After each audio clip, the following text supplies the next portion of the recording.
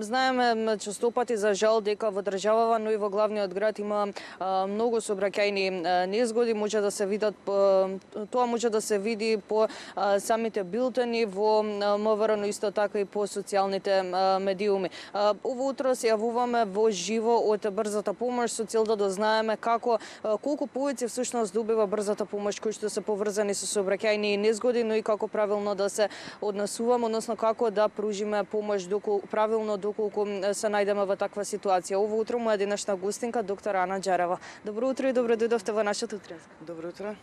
На самиот почеток ќе прашам колку повеќе брзата помош добива поврзани со сообраќајни незгоди, дали станува збор за дневно ниво или пак неделно?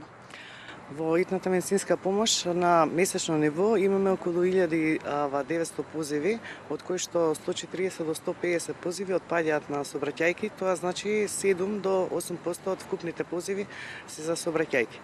Конкретно за во месец јануар 2025 година имаме 141 интервенција на сообраќајки со 4 смртни последици. За жал и за овој месец, февруар месец, до денешниот датум имаме интервенции на 10 сообраќајки. Ве напоменавте дека имате конкретно околу 3 до 4 сообраќајки на дневно ниво, отприлика така доаѓа просекот. Просекот е од 3 до 4 на дневно ниво. При вакви повеќе, при вакви интервенции, со какви се повреди најчесто се соочувате вие на терен? Секакви повреди. Имаме од најлесните повреди греботини, посекотини, нагмечотини, па се до потешки повреди со скршеници, масивни крварења, политрауми до животно загрозувачки состојби. Едноставно со секаков вид на повреда. Кои се оние најголеми предизвици со кои се соочувате на терен при вакви ситуации? Дали можеби станува збор условите во однос на сообраќајот, паника, ночевици исто така? Предизвици има многу. Прво, морам да кажам дека свесноста на возачите е на зголемено ниво, меѓутоа заради тесните улици и заради густината на сообраќајот, често и да сакаат да се тргнат, не можат да се тргнат и да не пропуштат, што го отежнува движењето на сообраќајот. Друг предизвик е многу голем е паниката што се јавува кај очевидците, кај што не може да ни дадат точна локација, а тоа ни е многу битно.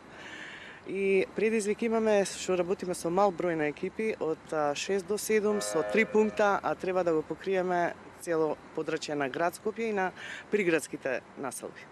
Знаат ли луѓето во таква ситуација да пружат прва помош правилно на оние кои што се повредени?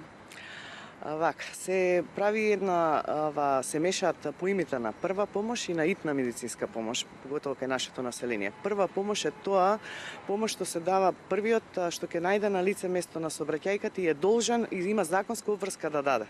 Затоа при полагање на возачкиот испит сите полагаат прва помош и би требало да знаат, а и граѓаните не би било лошо да знаат да дадат прва помош. Меѓутоа во стварност не се баш така.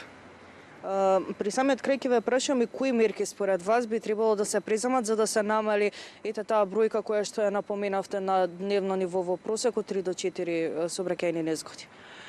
Да се почитуваат патната сигнализација и прилагодување на брзината, да не се вози со алкохол, да не се вози со наркотични средства, со опијати во себе, да не се вози уморно.